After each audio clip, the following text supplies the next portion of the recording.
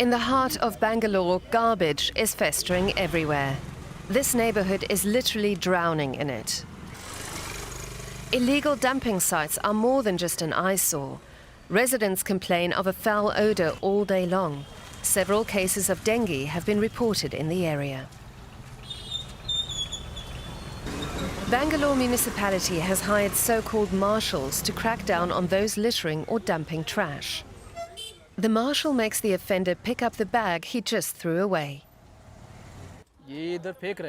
This guy is throwing his waste here.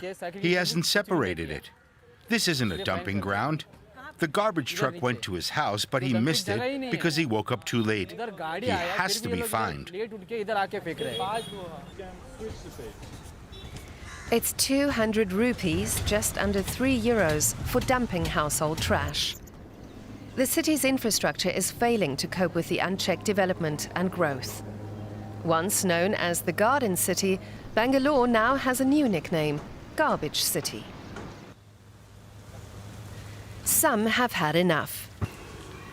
Every morning, Padma Shri Balram inspects the trash pickup in her neighborhood of Koramangala. Residents are meant to put their kitchen waste in a green bin without liners. It's then dumped directly into the truck. The chemistry teacher takes it upon herself to educate residents. Newspaper kuda allow ಮಾಡಬೇಡಿ ಅದರಲ್ಲಿ ink ಇರುತ್ತೆ ಅದು ink ಎಲ್ಲ ಭೂಮಿ ಒಳಗಡೆ ಹೋಗ್ಬಿಡುತ್ತೆ no newspaper we can't put plastic in the wet way so that is the only problem I am facing. Okay, if we can I line it with paper newspaper but you should not because it has ink, it has lead, so you should not. It's very dangerous to have ink which is because it will compost along with your food and then we will eat the same vegetables. Not everyone follows the rules. Here, all the trash has gone into one bin.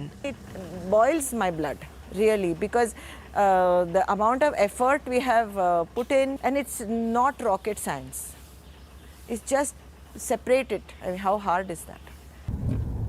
Entrepreneur Som Narayan encounters new dumping sites daily. There you go. There's another spot there. There's been organizations who work on clearing those sites, painting them up, making it clean, but then again it reappears after 15 days. The environmental engineer has come up with his own solution to reduce the city's waste. He's joined forces with Padma Shri Balram to set up a biogas facility. I think they're following instructions very well now. Yeah, I think so. Hopefully it should continue. The organic waste from Padma Shri Balram's neighborhood, which would normally go to a landfill, is instead brought here as a raw material. The trash has to come in well sorted. Otherwise, it means higher operational costs and less biogas. Today, her efforts pay off. 50% is good, okay.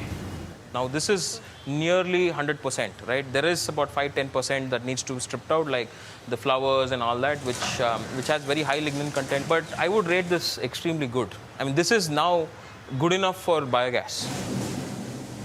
The facility processes about 600 kilograms of local kitchen waste a day, turning it into slurry.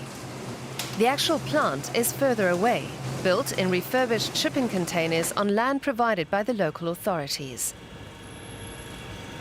There's also a business model.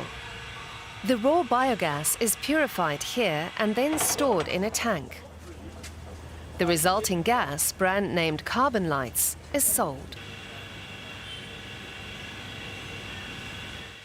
What we are producing as an end product here is about 92 to 94% of methane, which means it's much better than natural gas. It can displace any fossil fuel, be it LPG, petrol or diesel.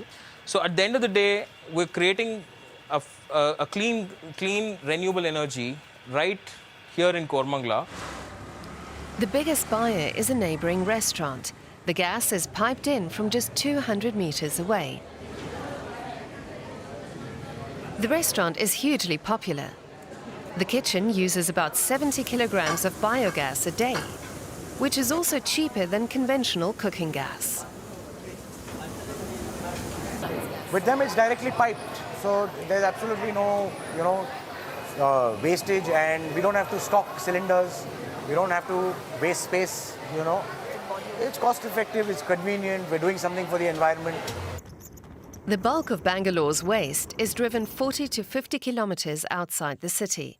There are no official dumps within the city anymore for the 5,000 tons of garbage Bangalore generates every single day.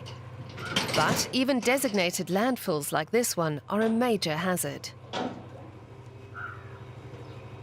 Landfill is no fancy place. It's the most unscientific way of handling your waste.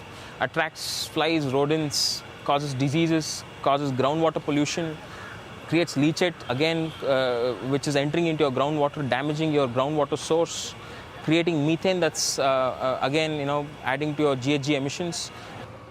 Sam Narayan has scaled up his operations to help keep more waste out of landfills and make his business viable.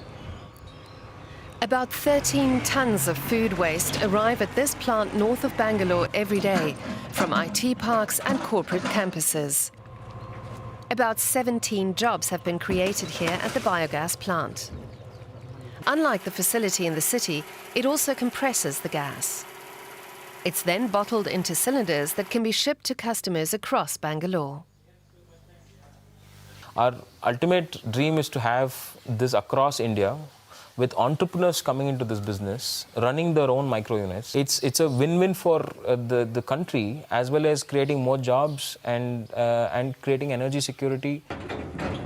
Sam Narayan has already expanded into 2 more states. He plans to continue growing. The waste-to-fuel business model could be a viable way for far more Indian cities to clean up their act.